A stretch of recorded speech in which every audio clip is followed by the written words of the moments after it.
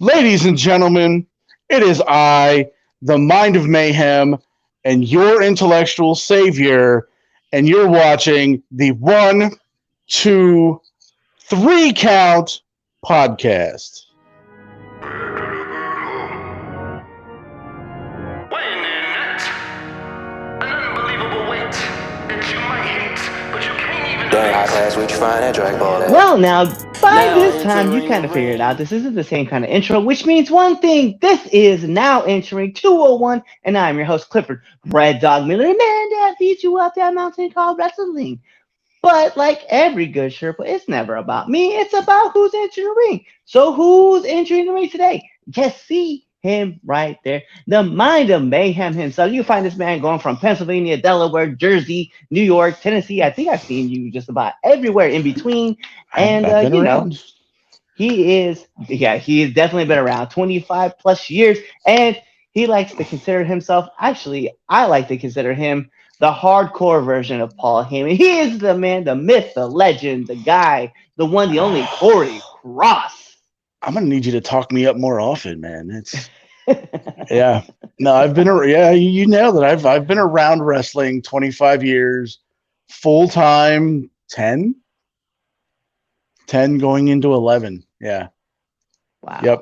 Yep. I started setting chairs up for the local companies, man.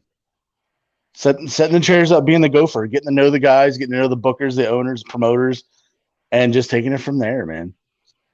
I think that's one thing about like wrestling that's really kind of weird is like people don't realize like you really like you pay your dues, right? And what happens is like bookers and promoters start to notice like, hey, this guy's always around, this guy's always helping. Let's throw him a bone or let's help him out. Let's figure out what he Mhm. wants to do. And then usually from there, that's kind of like how you normally would start your journey. Or, you could be one of those guys who like I went to a training school and I did XYZ, and then all of a sudden from there, you're still gonna go back and help put the ring together, help put out chairs, help pass out flyers. You're probably going around to local businesses and just flyering up everything. So there's Mhm. always like something going on, and you're always constantly paying your dues to help get in the door to like bigger shows. Yeah, it never stops. It never stops. Whether it's helping the promoter, being a gopher, see if he wants anything. If I'm arriving to the show, I'll be in contact. Hey, anything I can pick up along the way, or if there's things we need for the show, I'll go along on the runs with everybody. It's no matter how small the part you think is, it's integral for the entire show. It really So, is. Like everybody there. I mean, from like I look back. I know the first thing I like to do because it's a thing we talk about all the time on the show, and you guys know it's one of my favorite questions. Is like do's and don'ts. But I love to go through and just like talk to as many people as I can right off the jump. Not just like the workers, but obviously the promoter, the booker, and then like the people who are putting the ring together and people who are doing the music, right? Because they're gonna know who you are at the end of the night. If you're just going around just saying, hey, thank you, and then hey, great job tonight. You're just doing the little things because at the end of the day, those things all matter to like everybody, and that's kind of what we're here for. We're here to like network and try to grow ourselves to one day to hopefully you're either on that grand stage or you're just wanting to be in the background of an impact show. So it's just you're just here to work in, and that's really what it all comes down to. yeah, and that's what happened. And then, like you said, it's right place, right time. Get thrown a bone, or maybe we help this kid out. He's been around for a while, and that's what happened to me. Like I said, I was a gopher for local companies, stepped away for a bit, and then about 10 years ago, 10 roughly, give or take, there was a local upstart company, Valor Pro Wrestling, ran by Adrian Bliss at the time. I just got to know him, got to hang out. He kind of took me under his wing. I was trained on the fly. Him, Eddie Valentine, Shatter. Those were who started me, and then eventually I branched out to guys like Mark and Troy Mest, Rob Noxious, Jason Havoc, people like that. It's I tell people I don't have one specific trainer. I drew everything from everybody, and those people are integral in making me who I am. And if I can pass that on to the next generation, that's what I want to do. You know. I think there's an important part about just like setting up like the future generation for like that success. And that's kind of like why I like doing this podcast so much, is because, you know, when you think about things, like a lot of people are always trying to figure out like, who can I go to? What can I do? How can I get this accomplished? And it's like, there's a path out there for everybody. All you have to do is just look for it, and it'll show itself. And that's why I think with this podcast, I definitely wanted to make it a point that everybody gets to see like, hey, like, here's what I did on my journey, but not everybody's going to want to create like this kind of atmosphere. So what they can do is just kind of follow the breadcrumbs that I've just like laid apart. And it's funny because you mentioned something right about learning from a lot of different people. And that's kind of where this show kind of spun off of was, I was talking to a friend and he was like, yo, I love listening to your podcast because it makes me feel like I'm learning something about everybody and I can kind of go up and talk to them and just kind of relate to them just based on what they are. And I was like, I was treating it kind of funny. I was like, well, I'm just kind of glad I created a college course out of nothing. And I was like, I could ask more in-depth questions and find more answers. And so that's where this kind of spun off of, because now that I'm going into, fun fact for those who now know, I'm going into my 4th year in January. And so it's like, what are expectations? What would people look for? What are they doing? Like, it's those kind of things that I look for now. And it's like, I'm asking and looking and trying to understand. And like, for me, the 2 biggest things that I've kind of really like come to hit on, right? Everybody's going to talk about it, always about your basics, right? But then after that, it's about footwork and storytelling.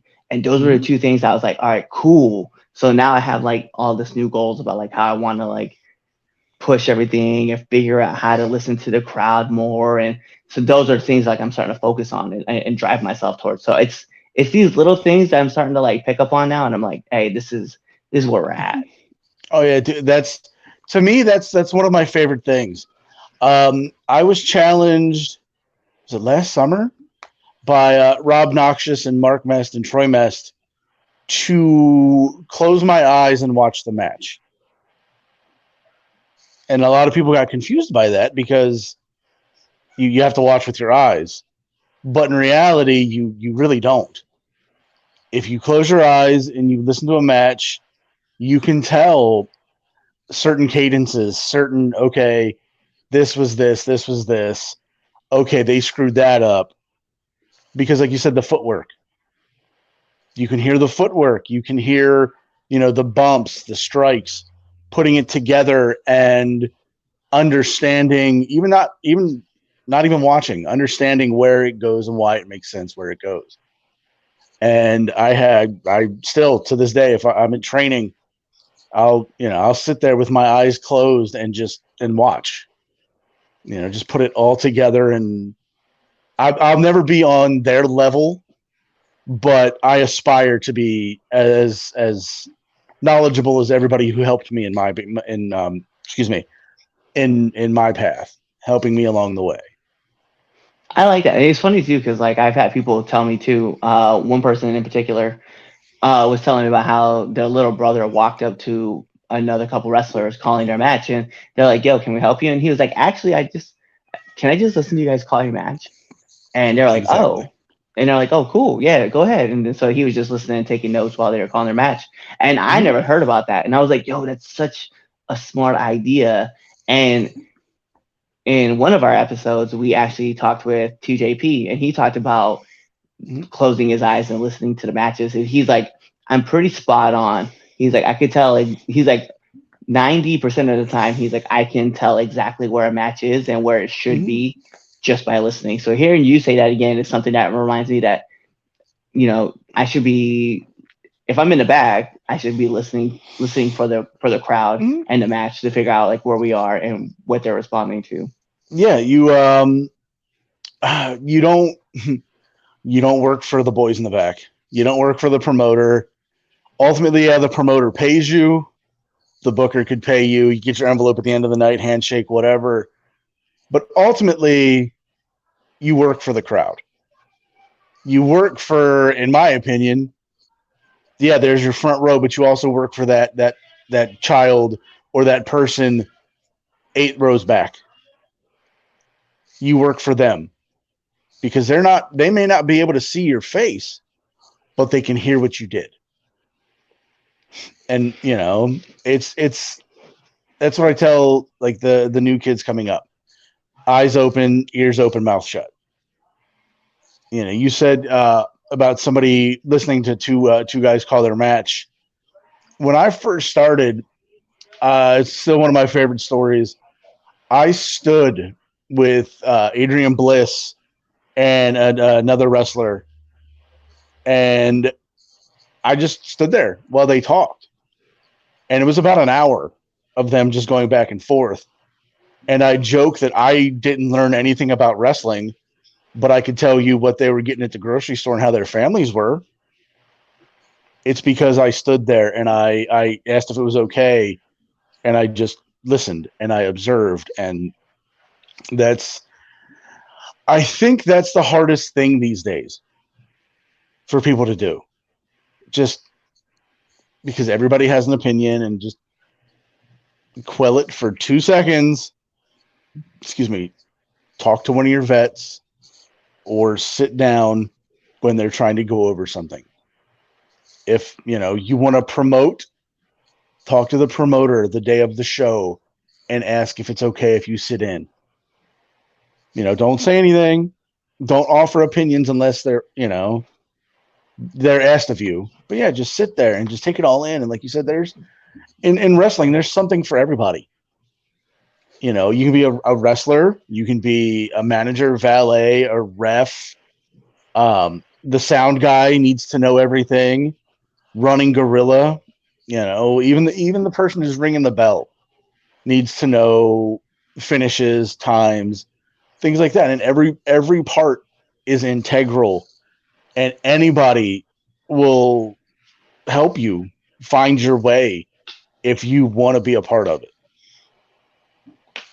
I agree. I think one of those things is like, I know for me, I love going over to like 1CW and just seeing how they run their shows and like try to figure everything out. And I just like to sit back and just pay attention and check out the board and see what's happening. And then from there, I like to go around and just find, and I use them as an example because usually they have like one of the bigger locker rooms where there's like a lot of wrestlers. So I can actually go to a lot of different workers and just ask for opinions and just ask advice. And so recently we've even started up like a little show, just kind of playing off of the whole, what we call quick cuts. And we just like, we'll ask questions, just one question to people and just figure out like if it works or not, like how they do this or how they do that. And it's been a lot of fun. And it's one of those things where like, even with like the promoters, I can sit back and just ask like, hey, what stands out to you? Right. And it's kind of like one of those things where I've been like asking myself like the same question is like, how do I make myself stand out to all these other wrestlers? Right. I was talking with Martin Stone at his seminar a couple weeks back. And I was like, hey, what's like, how do I make myself stand out? Because I look around, I see a bunch of great wrestlers, right? But I don't want to be just another dude. I want to stand out. How would I do that? What would you look for? And my favorite thing about him, he was like, all you need to do is just work. He's like, that's it. People are going to know you. He's like, just work. He's like, find as many matches as you can, work as many people as you can, just get as much ring time as you can. He's like, people will know who you are. And I was like, that stuck with me so much. Yeah, it's get your face out there, get your name out there. Offer whatever you can to whatever company you can. Make yourself invaluable.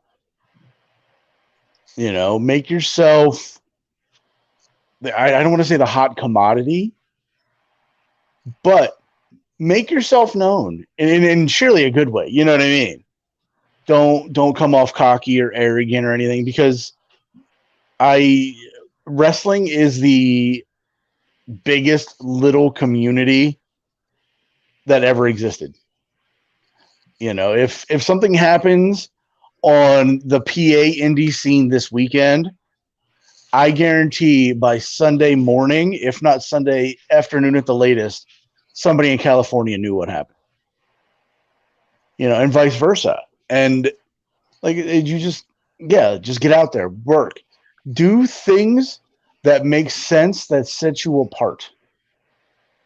If that makes sense. I use the word sense, but do things like your chaining. Nail that. Be excellent at chaining, because unfortunately in these times, You've seen one Canadian destroyer on the apron. You've seen 48 450s. You know what I mean? Get your basics. Nail your basics. Make them crisp and beautiful. And yeah, it's going to come. It's going to come. You don't have to go out there and do a Canadian destroyer off the top to the floor. You don't have to. You know? Yeah, and then I feel like the one thing is that, and I feel like this was it's something I've been learning a lot too, is like the intent needs to be there, like not just like what moves you're doing, but like why you're doing them Mm-hmm. and what drives your character to do those moves, right? You could be like, well, I'm the best wrestler of all time. Cool. But then if you're the best wrestler, why is your character doing like, I don't want to say it like this, but like big spots, right? And I mean just like we're gonna do this shooting star press off the top rope. I was like, cool, but when you think of the word of wrestler, like you're not thinking about like the guy who's going for those big high spots. And while there is Right. a place for everything in wrestling, like your character didn't dictate that, right? I had a friend, I Right. had a one of the other wrestler, new workers over at Rice City's compound, like asked me the same question. He was like, "Hey, I want to be a great technical wrestler," and I'm thinking about hitting like this like tornado DDT off the turnbuckle. I'm like, why? And there was like, well, it just looks cool. I was like, so if it looks cool to you, that's fine. That's a perfect example of what you can do. But just understand that when I ask those questions, it's just not me being combative. It's just me more just like trying to figure out like what you're going for as far as the character goes. Right. And it's that psychology. There's our fun word. Coming from Fort Noxious and the Mess Brothers dungeon, psychology. Does it make sense? Like you said, if you're a wrestler, why are you doing a shooting star? You should be able to out wrestle anybody. You know, that's your basics, your half Nelsons and your, double leg takedowns and things like that should impress everybody, and you shouldn't have to go out there and do a shooting star. I 100% agree with it. Shooting stars are cool. Guys like Billy Kidman and Brock Lesnar does it, or used to. Brock doesn't do it every match. Brock pulls it out once every, 3 or 4 years. But yeah, it's like I told somebody Sunday, it's like Undertaker's dive. Undertaker can swan dive beautifully over to the top rope. What if he does it every match? It loses that mystique. It loses that, oh my God, I was there at this venue for this show and I saw the Undertaker do the dive. Yeah, it's psychology, man. It's that learn what makes sense and how it makes sense for you. And then that's when you look at guys like Ricochet. You know what I mean? Like Ricochet, you would talk about beautiful, like, beautiful shooting star presses. Like he's got one too. And even him, like when he was first getting on the scene, he was doing the 630s all the time.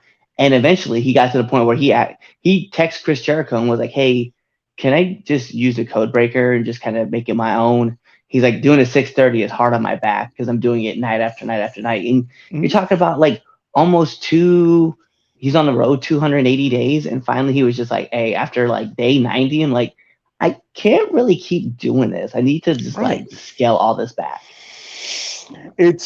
I tell somebody, if you're looking for anybody finish, and you need a finish you can hit on anybody. And yeah, you can have a big high spot finish, which is fine. You also need a submission finish. There's your 3. One you can hit on anybody, one you pull out for your big spots, and some form of submission. Look at a guy like John Cena is the perfect example. Everybody's the 5 moves of doom, John Cena's one move is an STF that he can hit on anybody. He made Umaga tap out to the STF. The AA didn't work, and then the fist drop didn't work, and yeah, it's something you have to have because it's psychology. And yeah, you can do the 630 or the whatever. Yeah, you can do that, but like you said, after day 90, how many of those have you missed? Yeah. That's just that's the thing, man. It is. And so I guess when like coming back to like someone like me, right? Been in the business now, just getting into my 4th year. It's one of those things kind of like if I was to go up to, let's say, we're getting ready to work on a match, right? And you ask that question like, hey, like, you've been in like 3 or 4 years. What are the expectations that you would have for me? Like, what's implanted in your mind of like things that this person should be able to know or this person should be able to at least do? You said 3 to 4 years in? Yeah. First things first is basics, man. If I'm looking at somebody, or like even if I see somebody and I want to recommend them to a company, I can talk to a half dozen companies right now. If I recommend them, I want to see their basics. Yeah, it's cool, man. You can, do all your flips and do all your I hate to say it, man. I sound like, grizzled, but you can do your flips and you can do your super kicks, super kicks and your kip ups and all that. But how's your lockup look? Because people don't realize that simple lockup sets the tone of the match. It really does. I've seen guys come in super weak, and it's just like, all right, whatever. And how's my match? I didn't watch it. Or you get, and they don't even have to be the big guys to lock up, strong. Lock up strong, man, and that's what's going to set you apart. Your basics, your knowledge, your ability, your bumps, things like that. Another one, the psychology. Work on some of your psychology. That's a big thing because, like I said, you need to know what goes where and why. And why does your character do it? And what sets your character doing it apart from somebody else? The example you gave was Ricochet texting Chris Jericho about the code breaker. What sets Ricochet's code breaker apart from Jericho's?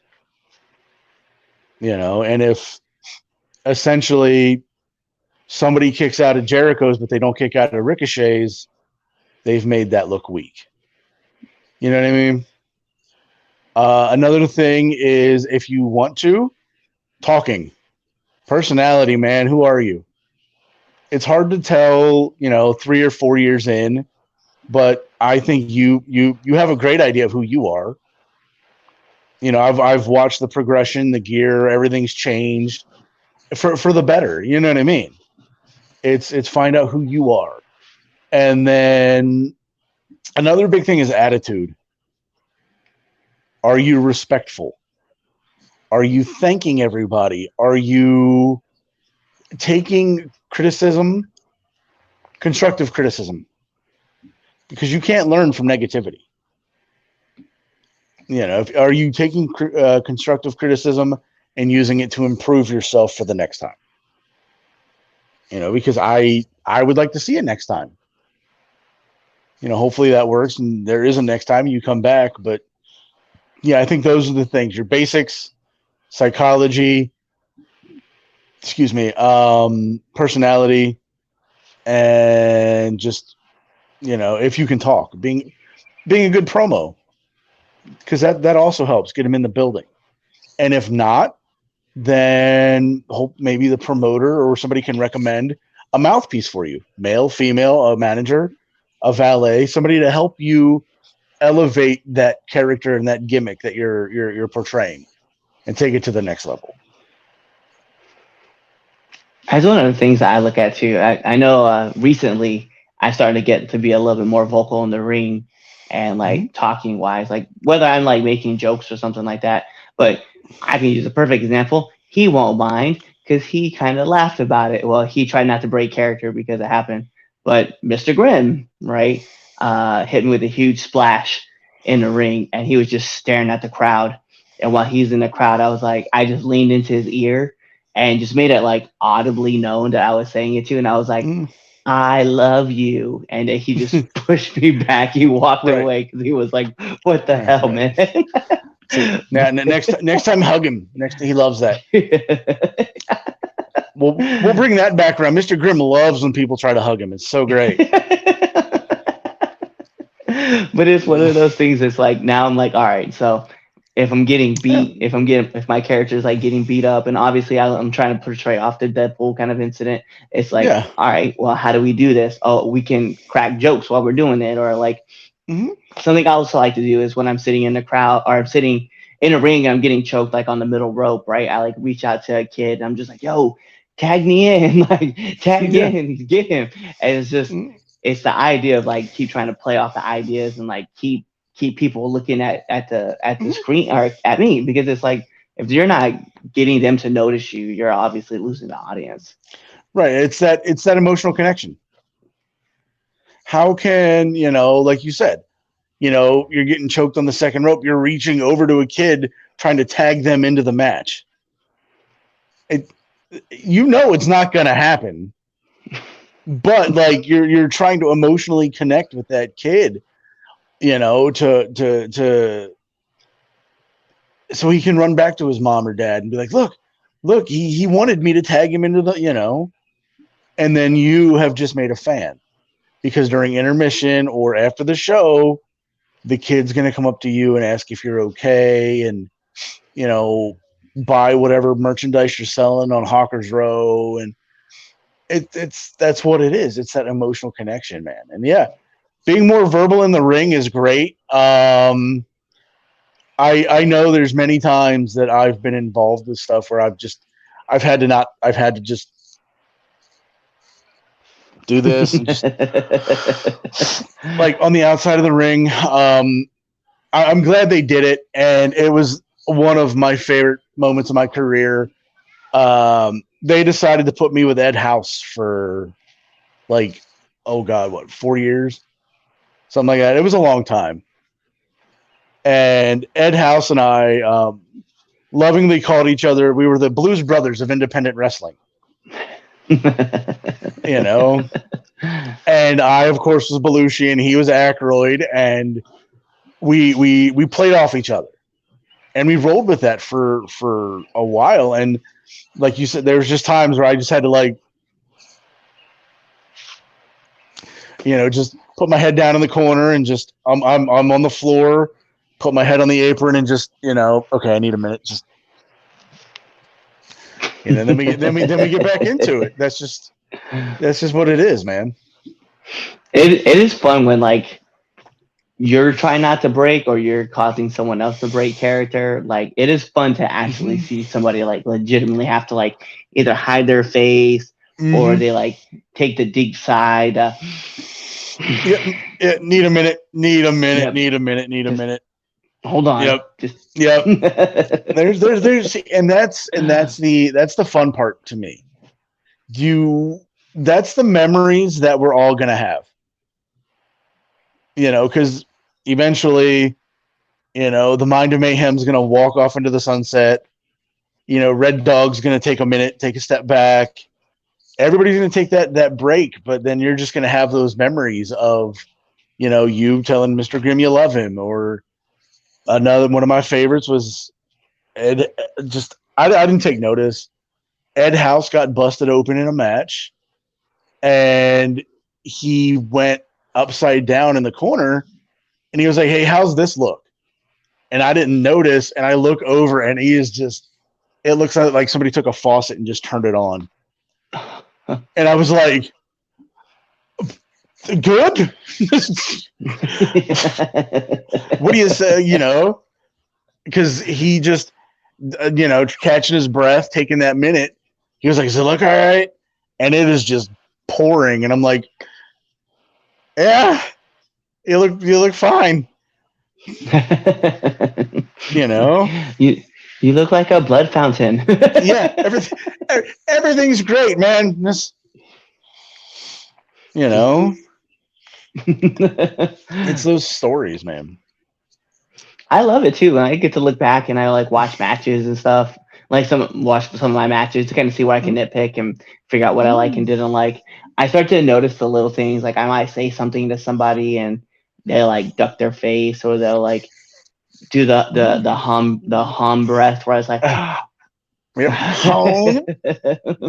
Yep. like a perfect one, right? I was working a match with TJ Sykes, and his character was biting me in the ear, and I was yelling at the ref. I was like, "Ref, he's biting me," and he's like, "No, he's not." It's like, I swear to God, I'm in the ring with Mike Tyson right now, and like, he he legit just like, oh, Yeah.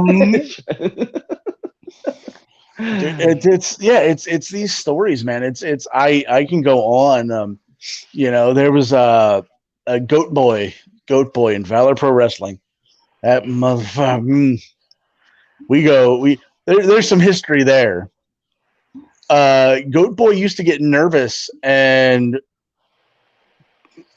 can I poop in the ring Mm. and then eat it because he was a goat. And literally, like, yeah. That all he would say, "I'm a goat," and that's how he would sell. You hit him. I'm a goat. Okay. Yeah, man. There's just like, it's the stories. That's ultimately what it's going to be at the end of the day. It's not going to be what happened in the ring. It's going to be the stories you tell to people. That's what's gonna carry all of us on. Yourself, me, anybody. It's the stories you've made along the way, man. That's what I like. That's what I love about wrestling is that you're sharing your passion with a bunch of people who also share that same passion that you do. So it like makes everything. Some people you're just not going to get along with, but at the end of the day, you're all there for the same reason, and you're all trying to put on like this really great show, and you're all having fun, just like connecting about with everything. So I think that's what I love about this whole entire sport, business, performance, whatever you really want to call Everything. it. Yeah, It's wrestling. It's professional / independent wrestling. That's the easiest way to describe it. There's no, I tell people it is my favorite, most toxic relationship. Yeah. It really is. It takes and it takes and it takes and it takes, but you keep giving it because you keep loving it. Yeah, you're not gonna. I don't want to say you're not. Very rarely does anybody get back what they've put in.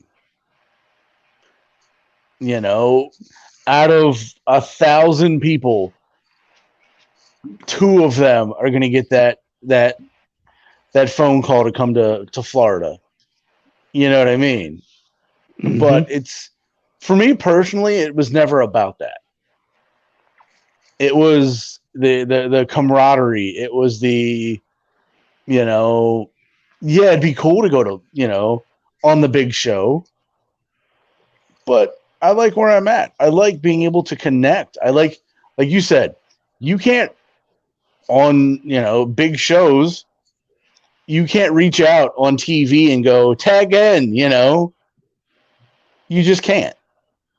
But if you go to your local, fire hall on a Sunday night or a Saturday night, I'm sorry, you can see, the Merc with the mouth. You can see, a loudmouth bearded guy getting, punched in the face because he said something wrong. You can see one of the 48 Doink the Clowns, and there's something for everybody. And it connects on that personal level. Yeah, I agree. And it's one of those things too. It's like, and what's also crazy about this business is like as you grow into it, you kind of brought up like characters, right? It's just like you get more and more comfortable with this like character that you're developing and growing, but you're always putting more stuff into it, and you're trying to figure out like how to tell the story better or more efficiently. And the one thing I love this business because it's it's the easiest, hardest thing to do. It's like chess, right? Like chess is easy to learn, but it's hard to master. Whereas like in Mm, wrestling, like yeah, you can get started. You're gonna take a lot of bumps and you're gonna try to figure stuff out. But once you start figuring out like character work and you're trying to really figure it, it's cool to make a character. It is hard to master that character, even if you're making it yourself. And you're like, well, I put in a whole bunch of effort of me into it. Yeah, but there's more to it. right. One of my favorite, and I say this, I won't say it to his face though. Um, in the Pennsylvania area, and he's branched out. We have the Red Scorpion. I don't know if you're familiar with the Red Scorpion, but Scorpion is Scorpion, man. He he's been to the grocery store in his gear. He is a walking, talking Mortal Kombat character. And you name it. At one point, you name it, he had it on his table for anybody, like any price point for any fan. He had T-shirts and rings and bracelets and stickers, and he lives that gimmick. He came in with an idea of what he wanted to do, and he ran with it. He legit, he had all his suitcases have red and black scorpions on them. Like, excuse me, he was able to market that and have it transcend wrestling, if that makes sense. Yeah. But yeah, he's put a hell of a lot of work behind this, and he used to travel everywhere. He's been on Ring of Honor and the Monster Factory and every local show around here. you know but yeah, it's just I'm still trying to figure out. I mean, I know who I am, but I'm still trying to figure out what can make me just that much better. What Yeah. can help me elevate now. Like you said, the hardcore Paul Heyman, that's my compliment, because that's who I wanted to be.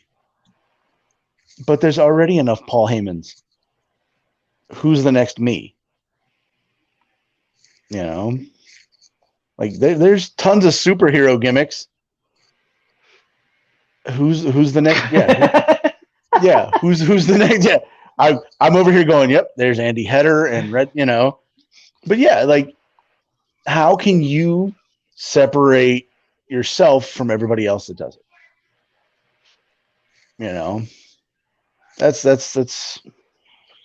That's one of the things I and look at, man.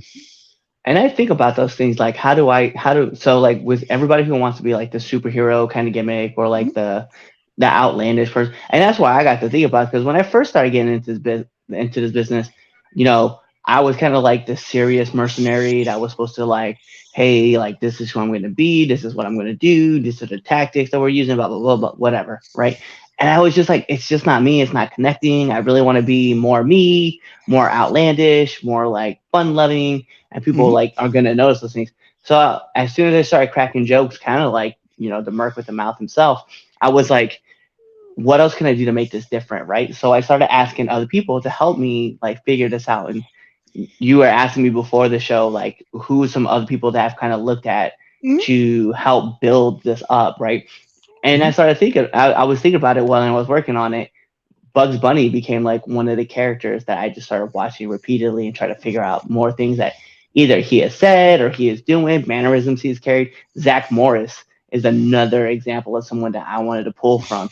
Uh, Crazy enough, a lot of the things I do like try to act and emulate would be someone like Ryan Reynolds, because I just think all of his characters, which are pretty much just Deadpool, just on different degrees, I was like, yo, I'm pretty much just a walking Ryan Reynolds wrestler. Yeah. And but I get to thinking about all those things where it's like, how do I incorporate this into my character? And it was cool because like Chaz and I, because obviously we're best friends and people know that, Yeah. and we started talking about like how to build this world up of like Red Dog, because once you build a world up, you kind of understand how the character is going to fight, right? Or how the character is going to move, or how he's going to talk, or the things he's going to try, right? Mhm. Just dumb antics. And so I was like, oh, I can just do kind of whatever. So that's where even the promos, The Adventures of Red Dog, came from, was just me kind of like, not really. A lot of people call it, like, I've had it called like, you just try everything. But that's the beauty of what like Red Dog does, is that Red Dog just kind of like, he'll say whatever, he can cut the serious promos if you need him to, but then like he does a Blues Clues promo because he fucking can and thinks it's hilarious. And that's Yep. where like, that's why I was like, yo, I legit did a promo one time where it was a Disney promo where I had a laugh track and everything in the background. And it's Mhm. those things I was like, I know those things are gonna be the things that separate me from A person to B person, because they're not doing those kind of things. Right, and that's what ultimately gets eyes on your product and helps Red Dog or whoever grow. Examples are like I can't believe I'm talking about this guy because I'm the best bearded chubby guy, but Big Dustin Killian, the big goddamn cinematics, where they Yes. brought in like Robbie Radke and Boch and Nelly, and those were everything they needed to be. Ed House just cut a promo 2 weeks ago, 3 weeks ago, using his son's action figures. And that was just it separates you. It gets eyes on you. Like you said, you did the one with the laugh track. Mine are more now, they're more serious. If I'm doing a promo, there's going to be a little bit of, fun here and there, but it's more serious because, like you said, you drew inspiration from Zach Morris and Bugs Bunny. When I first started, the original game plan, I'm gonna Morris Day and the Time, right? We all know Jungle Love, OEO, all that fun stuff, right? Again, like I said, Adrian Bliss helped me break in. If those who know Adrian Bliss's gimmick, he's the sexy psycho. You know what I mean? And I was going to be his manservant. Pink zebra stripe booty shorts, the whole nine. I put him on once, and I was like, this isn't going to work. So then it's, all right, now what do we throw against the wall? And ultimately, what stuck was I was B-Rad for Malibu's Most Wanted for forever. I was B-Rad. I managed the tag team from Philadelphia. I was the stuck out like a sore thumb, but didn't think I did. And then that's what got me my cookout pass. I mean, we'll just put it that way. And then I started working with Ed House, and then I was more, let's watch the Blues Brothers. That dynamic. We didn't do cartwheels and we didn't dance, but we had that, the Blues Brothers, or I hate to say this one, Bulk and Skull from the Power Rangers. Yeah. That's what we had. And then eventually it developed now more into, I don't want to say like the Paul Heyman style because everybody does that, but that's what it is. It's that serious. I now, I work with, guys like Rob Noxious. I've worked with guys like Mr. Ping, things like that are more serious and do more of like the hardcore style. So I want my promos, if I have to do them, to reflect that. And it's that constantly evolving, man. I like it. And it's one of those things too, is that you're always looking for like that little piece that's going to add to like, for better or worse, whatever chili you're making, you're looking for like that extra ingredient that helps like sweeten up that flavor or give it that extra kick. And it makes sense. And it's cool to hear, like, even at 25 years, and I know everybody's like, you're always learning in this business, but it's always nice to hear someone reiterate that because sometimes that's not a thing that gets talked about a whole lot. Is that we all know that you're constantly learning in the business, but when you hear it out loud, it's like, okay, cool. So I know I'm growing in this journey. I'm continuing to grow in this journey. Yeah, like I said, when I first started, it was setting chairs up and being a gopher. And that's what I always loved wrestling, and that's what got me in. And then I got to meet the boys and make friends with people, and eventually, like I said, 10 years ago, full time. I tell people that I've been full time in the business 10 going on 11 years. I've been around it 25 because at 16, I just dated myself. Holy crap. Nobody don't do the math. Don't please. math it. Don't math it. Yeah, don't please. But at 16, I'd go to the local shows. I was able to go to the local shows. We had ECW came through my hometown twice. Small little hometown, ECW came through twice. And that's what hooked me. And then it was, there's other companies that have the ECW guys on there. So then I would, hey, what do you need? Do you need help setting the ring up or the chairs up or whatever? And then I took a break for a while, life and all that. And then, yeah, like I said, 10 going on 11 years full time, man. It's you always want to learn and grow. Because eventually, like I said, I'm going to walk away. You're going to walk away. But there's going to be something for us there.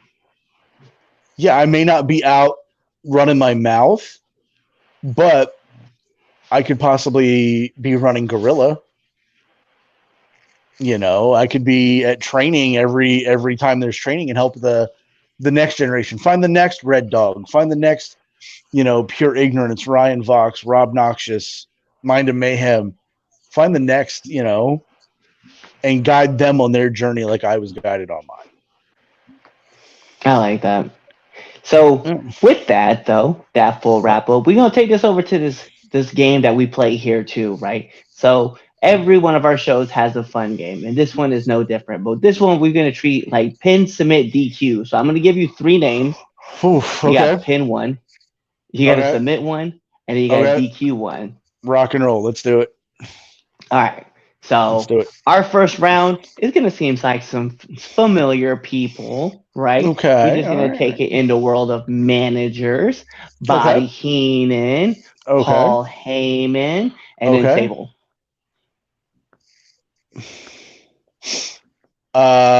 Heenan was a worker, so I'd 100% DQ Sable, 100% because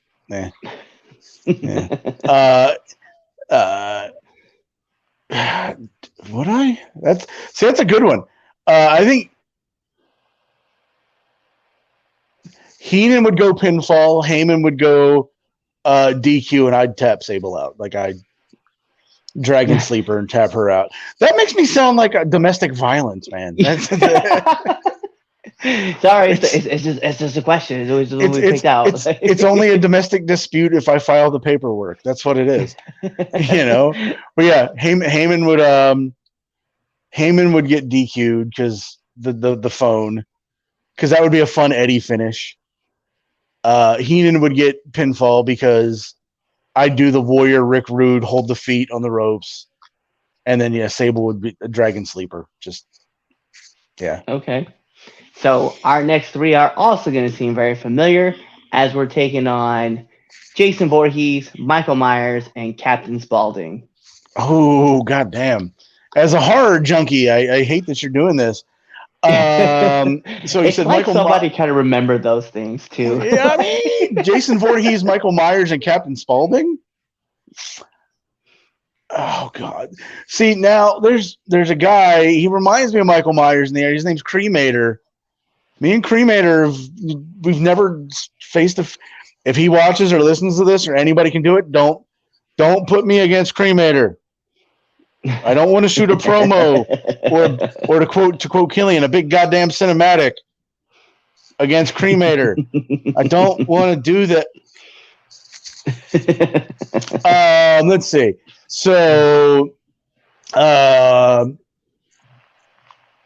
I'd have to. Oh God, Michael Myers is going to be the tough one. The shape, because he doesn't do anything. Right. I'd take the DQ on Michael Myers. I would just Eddie spot it and just Spalding and I think would be fun, and we'd go, and I would try my damnedest to tap out Jason. I would try my damnedest. I like it. I like it. And then last but not least, our last round of people that we're gonna include, right? So we're gonna bring in let's go with Corey Taylor, Okay. Rob Zombie, Okay. and Marilyn Manson. I've seen all them live. God, I'm so old. Thanks for making me feel old. Some of our new viewers is like, I don't even know who Corey Taylor is. Don't worry, we know. That's fine.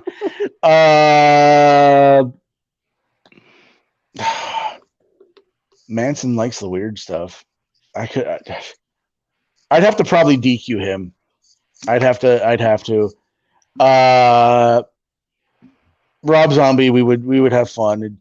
I feel like that would be like the Monsters Ball. We'd both just exhaust. Yeah, and that same people don't have any idea what the Monsters Ball is. I mean, it's fine, whatever. And I'd pin Corey. That sounds horrible. That sounds weird, man. I'd pin Corey Taylor. Yep. Due to liability reasons. Yeah. That's that. We'll stick with that. That's a fun one. I love that none of the first round was wrestling, and that was it. I love it. Yeah, because this show never goes off the way it's meant to. It's kind of like another person, right? Like when you think you figured out all the questions, or you figured out all the answers, I've changed the questions. Yeah, you never throw rocks at a man with a machine gun. Right. But those are all my questions and stuff like that. I just want to say thank you again for coming on our show. But let our listeners and our viewers know where they can find you. Well, you can find me here right now doing this. May 20th, I will be at the York Revolution Stadium in York, Pennsylvania, when Seven Mountains Wrestling, Classic Championship Wrestling, and Valor Pro Wrestling all come together united. Like I said, May 20th, York Revolution Stadium. Tickets are on sale now. You can get them through me. Through the actual York Revolution website. We'll have Eric Redbeard is on the show, and then the villain Marty Skrull is on the show. You'll also get to see Mr. Ping in action, Rob Noxious in action. You'll get to see Marvelous Malcolm King in action as well, and then along with that, you'll see guys like Adrian Bliss. JCat, the Truth Serum. I suggest anybody in this area or anybody listening, please do your work on the Truth Serum from Central Pennsylvania. And then from there, man, I think we're pretty much open. If anybody, I will be willing to. If anybody has matches or anything they want to, send me, they can find me on Facebook. You can find me on the Twitter machine. I just jumped back on that thing. It's Mind of Mayhem. That's my @. I'm glad it's down here at the bottom. I'm glad that you put that there. Thanks. Appreciate it. We'll do it next time. The only difference is it is not as an O. It's a 0 in of. So Mind 0F Mayhem. Because somebody took my OF. And that's a whole different ballgame, But other than that, man, the pleasure was all mine coming on doing this. I love anytime anybody's willing to pick my brain. I absolutely love it. So yeah, I appreciate it. Thank you for everything, man. Of course, man. So he told you where you can find him. He's even giving you some of the shows. He told you he's back on the Twitter machine. So, if you're out there wanting to have conversations and stuff, but like every great part of a wrestling match, we got to take this home because this is the 3 Count Podcast presents Now Entering 201, and I'm your host, Clifford Red Dog Miller, the man that leads you up this mountain called wrestling. And like every good Sherpa, which I like to think I am, it's never about me. It's about who's entering the ring. So who's entering the ring? You see him right there, the man, the Mind of Mayhem himself, Kory Kross. And you guys know what to do. Tune in to the next episode and be there. Or you're legitimately just following us on all of our social media platforms right here. You're subscribed to our YouTube channel. You're following us on Spotify. You're even giving us those 5-star Frost Slash reviews that you can find on Apple Podcasts. You're even listening to us to Amazon Music because we're there now. You're buying all of our merch. You're telling your friends about us. You're telling your enemies about us. You're telling your parents about us. And you're leaving comments, sharing this video with everybody, doing all that stuff. Or you're really just kind of waiting for this episode to end, waiting for that outro, and then choosing another episode to listen to. Preferably my other episode. That's all I care about. Facts. Quiet. What's going on? It is Clipper Red Dog Miller, the man that leads you up that mountain called wrestling. And what we need from you guys is just kind of show some support, right? We want you guys to go to our YouTube channel at the 3 Count Podcast, go on to our Twitch channel, 3 Count Pod, or even our Facebook page, 3 Count Podcast, and just give us a like, follow, subscribe, even give us a comment, right? Do all that cool stuff. Share it with your friends, share it with your family, share it with your enemies, right? Or you can even come talk to us and just chat us up, right? Find us on Twitter at 3count_pod. Find us on IG and on TikTok at 3 Count Pod. Go ahead and leave us those comments. We want to hear from all of you guys. We're going to keep putting on videos and stuff like that. We want to keep making this content better, so we want your guys' support. Also, if you guys want to, go support us at prowrestlingtees.com/the 3 Count Podcast, or even find us on foryourwear.com. Give us the support. Show us your guys' love, because we want to give it right back to y'all. So, in the meantime, between time, love y'all.